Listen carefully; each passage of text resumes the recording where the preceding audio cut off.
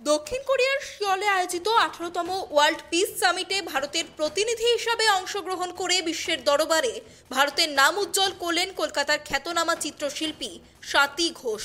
চেংজু শহরে 16 থেকে 20 সেপ্টেম্বর পর্যন্ত আন্তর্জাতিক শান্তি সম্মেলনের আয়োজন করে heavenly culture world piece and restoration of light. সহযোগী সংগঠন হিসেবে অংশ নেয় ইন্টারন্যাশনাল ওমেন পিস গ্রুপ এবং international youth piece group.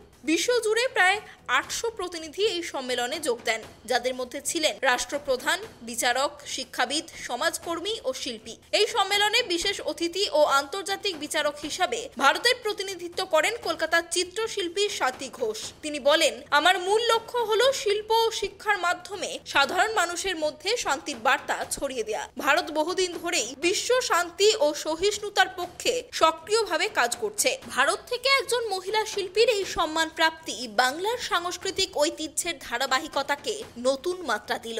Swati ঘোষের এই অর্জন শুধু শিল্প জগতের নয়, বরং শান্তির পথে হেঁটে এগিয়ে চলা ভারতের এক উজ্জ্বল নিদর্শন। Bureau report, tribe TV Bangla.